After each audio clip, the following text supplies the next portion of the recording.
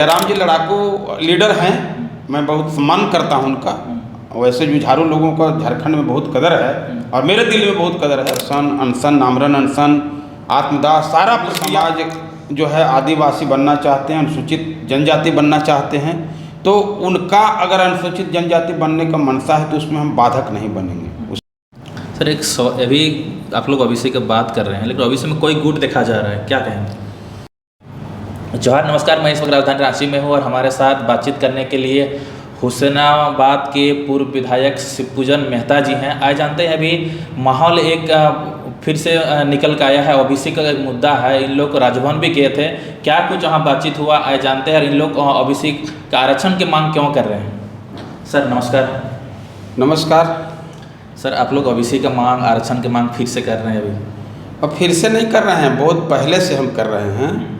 जब हम विधानसभा में चुनाव जीत कर आए थे तो मैंने ये बात रखा था, चूँकि मेरे अंदर जो भावना थी कि भाई सभी वर्ग को न्याय मिल रहा है, सामाजिक न्याय की बात करने वाली सरकार है, तो हमने ये बात रखा कि जिसके जितनी संख्या भारी उसकी उतनी भागीदारी के हिसाब से लोगों को आरक्षण की व्यवस्था किया जाता है। उस समय हम विधानसभा में 5 दिन तक लगातार अपनी आवाज़ को उठाए और विधानसभा में मैंने विधानसभा अध्यक्ष के माध्यम से सरकार का ध्यान आकृष्ट कराया था कि अन्य राज्यों में पिछड़े वर्ग को 27% आरक्षण मिलता है, लेकिन झारखंड राज्य में 14% आरक्षण मिलता है। ये पिछड़े वर्ग के साथ नाइंसाफ़ी हो रहा है। और राज्य गठन के बाद जो यहाँ पर आरक्षण पूर्व से चला आ रहा था संयुक्त बिहार के समय से, तो उसमें केवल और केवल पिछड़े वर्ग के आरक्षण को कटौती किया गया है और जो शेड्यूल कास्ट के लोग हैं, अनुसूचित जाति के लोग हैं, उनके आरक्षण का कटौती किया गया है। तो हम इस बात को लेकर के पुरजोर तरीके से विधानसभा में भी उठाए थे और 5 दिन तक आरक्षण के सवाल पर और जपला सीमेंट फैक्ट्री के सवाल पर मैंने 5 दिन तक विधानसभा में आमरण अनशन किया था बिना अन्न जल के मुख्य द्वार पर। क्योंकि जब हम बेल में बैठे तो हमको मार्शल आउट कराया गया, तो हम आकर के मुख्य द्वार पर बिना अन्न जल ग्रहण किए हुए 5 दिन तक लगातार मैंने आंदोलन किया था कि पिछड़े वर्ग को उचित न्याय मिलना चाहिए। लेकिन उस समय आश्वासन मिला था सरकार की तरफ से, लेकिन वो ठंडे बस्ते में चला गया। फिर उसके बाद फिर सरकार ने किसी तरह की कोई सुधि नहीं ली और उसके बाद इलेक्शन आया, मैं चुनाव हार गया।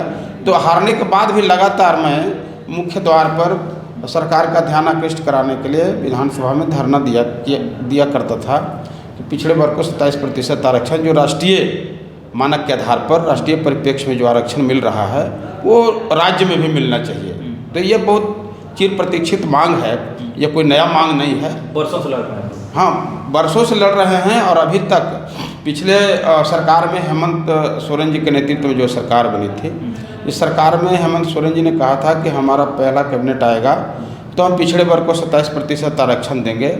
तो पहला कैबिनेट, कई कैबिनेट पास हो गया, कई कैबिनेट का बैठक भी आहूत हुआ, लेकिन पिछड़े वर्ग पर कोई ध्यान नहीं था। अंत में जब सरकार के अवधि समाप्त हो रही थी तो उस समय आनन फानन में ये पिछड़े वर्ग को 27% आरक्षण देने का प्रस्ताव इन्होंने कैबिनेट में लिया और विशेष सत्र बुला करके उसको अनुमोदित भी कराया।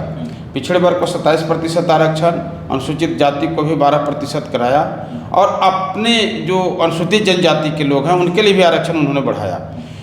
तो वो राज्यपाल के माध्यम से केंद्र सरकार को प्रेषित किया गया, लेकिन अभी तक पुनः राज्य सरकार उस पर कोई रिमाइंड नहीं किया कि हमने जो प्रस्ताव पारित करके विधानसभा से भेजा उसका अभी अनुमोदन क्यों नहीं हुआ। राज्य सरकार उस पर अभी कोई चर्चा नहीं कर रही है और केंद्र सरकार भी मौन है। तो मजबूर होकर के पुनः हम लोग राज्यपाल के पास गए। राज्यपाल को मैंने ज्ञापन दिया, राज्यपाल से हमारी बातें हुई। राज्यपाल महोदय को यह बात ज्ञात नहीं था कि झारखंड में 14% ही पिछड़े को आरक्षण दिया जाता है। उनके जो सेक्रेटरी हैं कुलकर्णी जी, उन्होंने बताया कि हाँ 14% जो है आरक्षण इन लोगों को राज्य बनने के बाद से ही मिलता है। तो हमने कहा कि वो मिलता है, जिसकी आबादी 50% से ज़्यादा है उनको 27% आरक्षण राष्ट्रीय परिप्रेक्ष्य में मिल रहा है और झारखंड में 14% मिल रहा है। तो ये पिछड़ों के साथ घोर अन्याय हो रहा है। तो हम इस बात पर उनका ध्यान आकृष्ट कराए हैं। उन्होंने कहा कि हम सरकार को भी पत्र लिखेंगे और केंद्र सरकार को भी जो अनुमोदन के लिए गया है उसके बारे में भी हम पत्र लिखेंगे। तो उन्होंने आश्वासन दिया है और सकारात्मक पहल करने के बाद कहा है।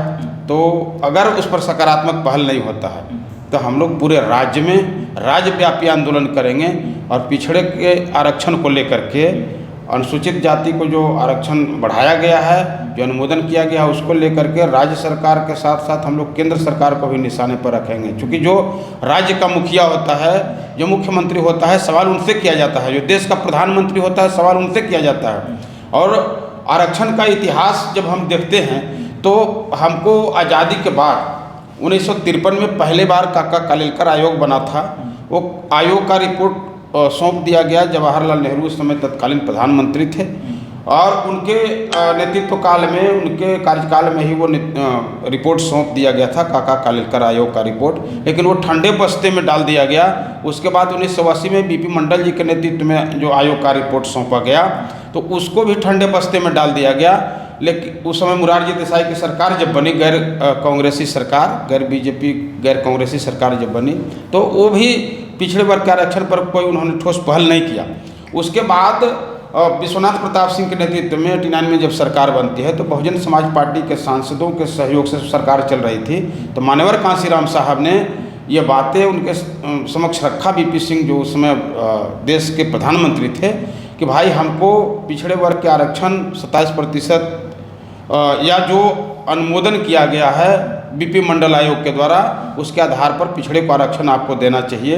दूसरा, उन्होंने बाबा साहब अम्बेडकर, जिनको भारत रत्न नहीं मिला था, आज़ादी के बाद जो है जब सरकार बनी थी तो बाबा साहब को भारत रत्न 1990 तक नहीं दिया गया था और एक कांग्रेस पार्टी की सरकार थी। कांग्रेस पार्टी आज चीख चीख करके कह रही है कि पूरे भारत में हम संविधान बचाने का मुहिम चला रहे हैं। तो उनसे तो भी मेरा सवाल है, 1990 तक आपके जो देश के प्रधानमंत्री रहे उन लोगों ने क्यों नहीं मुहिम चलाया था?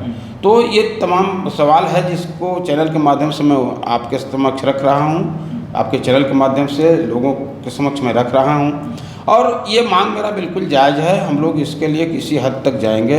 अभी राज्यपाल महोदय को मैंने ज्ञापन दिया है, महामहिम राष्ट्रपति महोदय से भी मिलने का हम समय मांगे हैं और समय जल्द ही मिलेगा।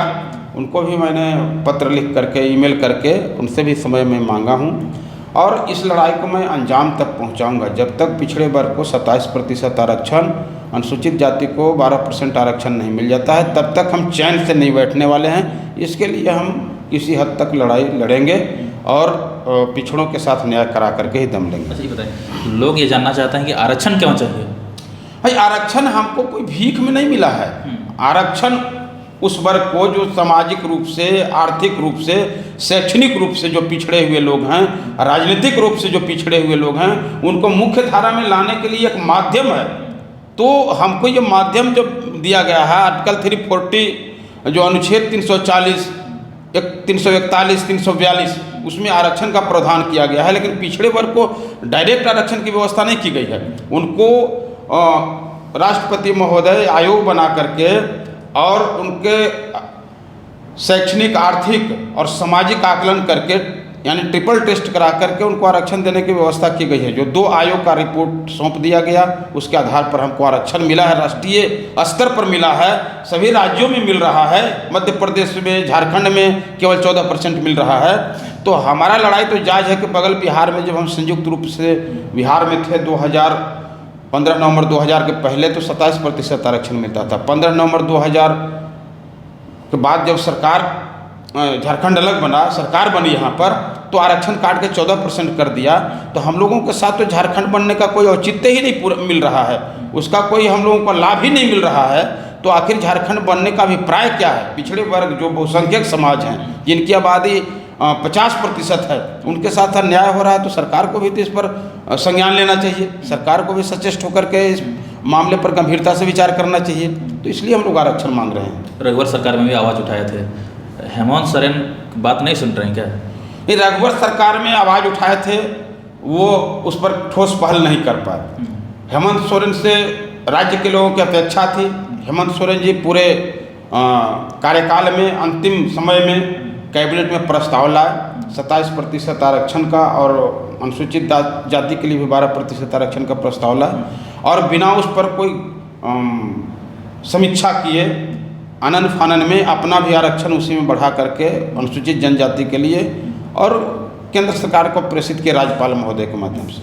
तो आज तक वो ठंडे बस्ते में है, तो राज्य सरकार क्यों कुंभ निंद्रा में है? राज्य सरकार को तो इस पर संज्ञान लेकर के इसको पुनः जो है सो प्रेषित करना चाहिए कि हम जो प्रस्ताव भेजे हैं कैबिनेट से पारित करा के उस पर अभी तक क्यों नहीं अमल किया गया, क्यों नहीं उस पर कोई कार्यवाही हुई। तो इनको तो सवाल करना चाहिए केंद्र सरकार से।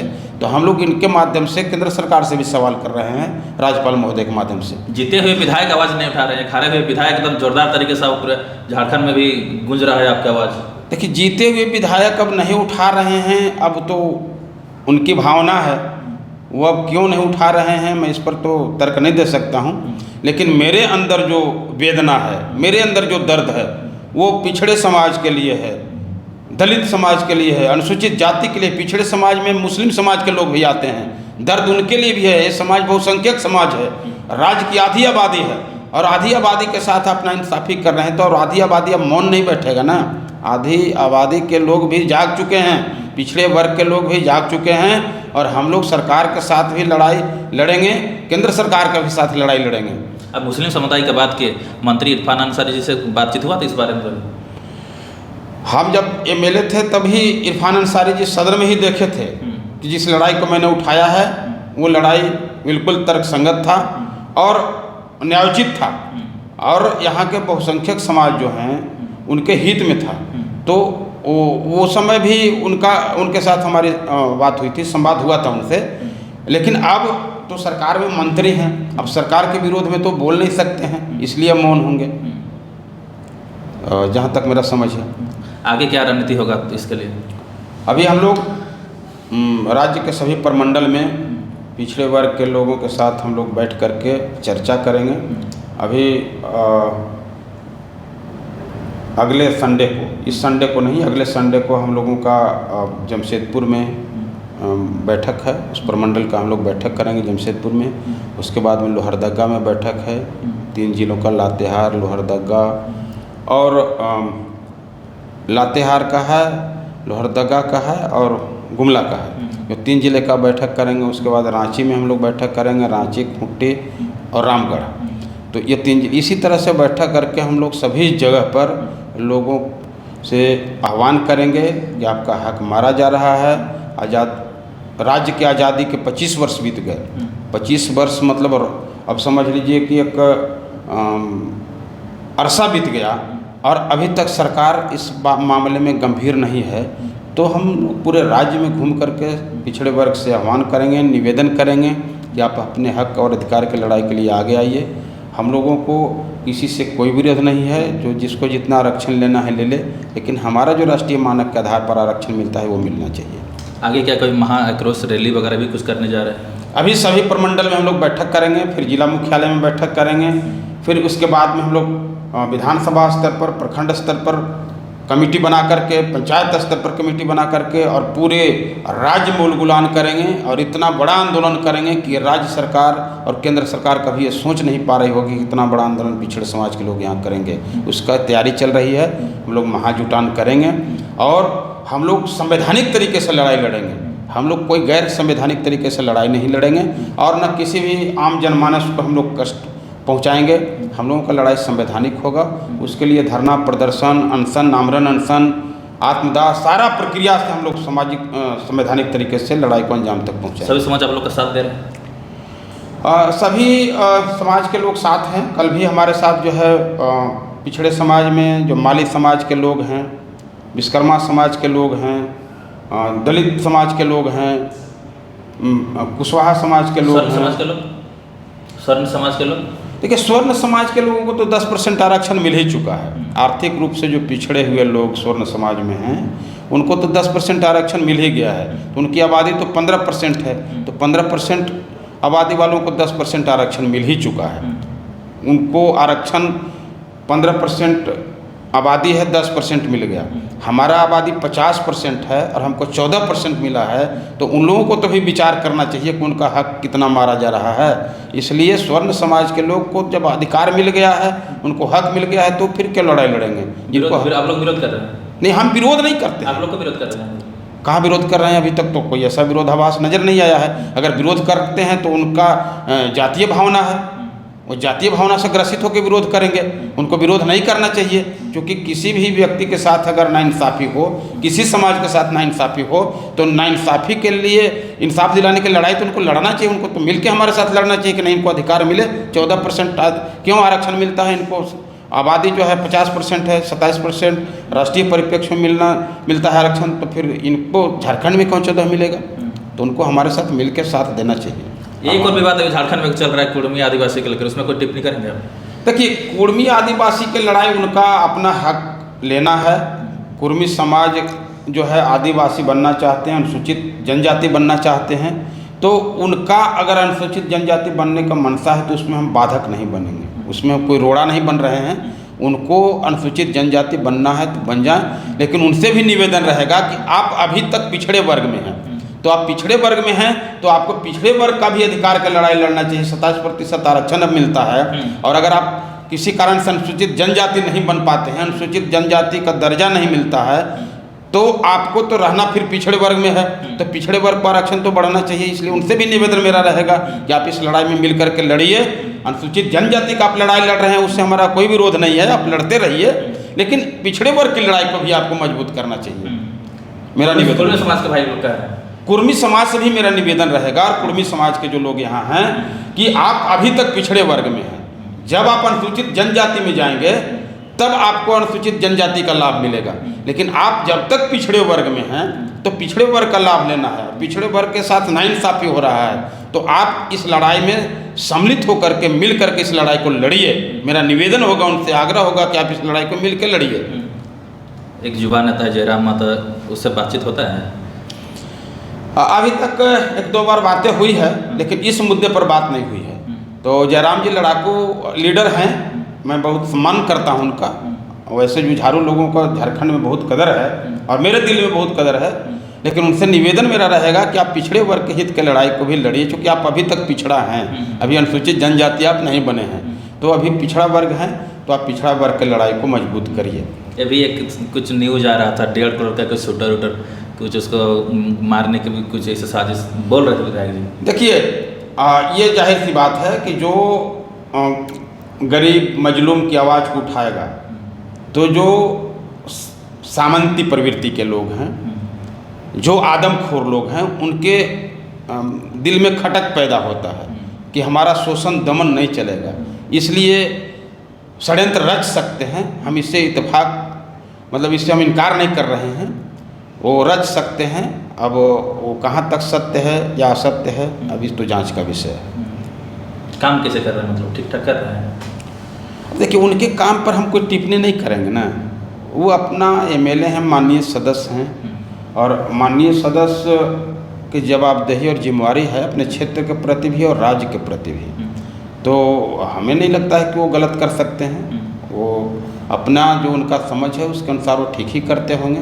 हम उनके कार्यों का समीक्षा तो नहीं किए हैं, लेकिन हम उन पर कोई टिप्पणी नहीं करेंगे। लास्ट में सर, झारखंड वासियों को क्या कुछ संदेश देना चाहेंगे?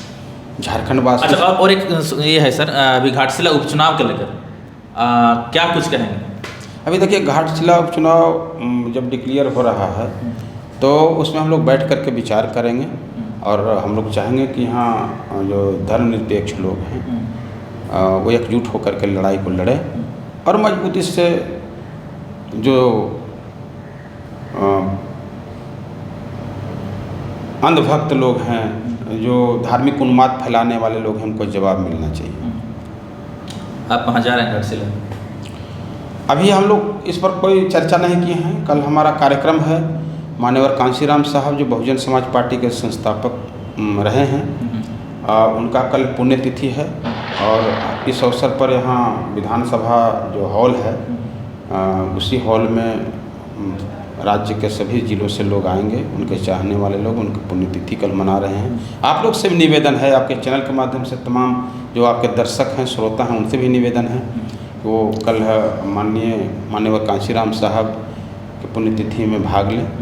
उसके बाद हम लोग फिर रणनीति बनाएंगे। झारखंड को क्या कुछ संदेश देना चाहेंगे? कि झारखंड के लोगों से मेरा निवेदन है कि जिसकी जितनी संख्या भारी उसकी उतनी भागीदारी मिलनी चाहिए, और इस आधार पर सभी लोग का साथ चाहिए, और उसके आधार पर हम लोग आगे बढ़ेंगे। सभी लोगों से मेरा आग्रह है, निवेदन है कि पूर्वाग्रह को छोड़ करके जो पिछड़े वर्ग के लोग हैं उनके साथ नाइंसाफ़ी हो रहा है। हमारे यहाँ सरकार के द्वारा जो भाषा न वहाँ बोला जाता है न पढ़ाया जाता है, कुड़ुक भाषा और नागपुरी भाषा को थोप दिया गया है। प्रतियोगी परीक्षाओं में कुड़ुक और नागपुरी भाषा को थोप दिया गया है। तो वहाँ के जो परीक्षार्थी हैं, जो प्रतिभागी होंगे, प्रतियोगिता परीक्षा में जो भाग ले रहे हैं, उनको तो कुड़ुक भाषा की और नागपुरी भाषा की जानकारी है नहीं, तो जाहिर सी बात है वो उस विषय में फेल करेंगे। तो राज्य के दूसरे ज़िले के लोग वहाँ पर जा कर के उनका नियोजन होगा, तो हमारे ज़िले के लोग महरूम हो जाएंगे। तो गढ़वा, पलामू, चतरा और लातेहार का कुछ पार्ट मनिका, यहाँ कुड़ुक भाषा और नागपुरी भाषा नहीं बोला जाता है। तो ये जो असंवैधानिक तरीके से थोपा गया है, इसको हटा करके वहाँ हिंदी, मगही और भोजपुरी बोला जाता है। इस भाषा को अनिवार्य किया जाए। आप सर एक सवाल उठाया था, हम इस पूछ ही लेते हैं। नियोजन नीति को लेकर, स्थानीय नीति, नियोजन नीति, आप भी उसमें विधायक थे, लेकिन अभी तक बन नहीं पाया। झारखंड आज राज्य 25 साल होने जा रहा है सर, अभी तक स्थानीय नीति, नियोजन नीति नहीं बन पाया, कारण क्या रहा गया? झारखंड में यह एक मुद्दा बना के रखना चाहते हैं सत्ताधारी वर्ग के लोग कि स्थानीय नीति और नियोजन नीति को हम लोग जस्टिफाई नहीं करेंगे, इसको हम लोग बनाना नहीं चाहते हैं। इसलिए अभी तक इसको उलझा करके पेच लगा करके रखा गया है, ताकि झारखंड के जो नौजवान हैं वो हमेशा बेरोजगार बने रहें। स्पष्ट नियोजन नीति नहीं होने की वजह से राज्य के बाहर के लोग भी यहाँ करके और नौकरी करते हैं। दूसरे देश के हर राज्य के लोग यहाँ पर मिलेंगे।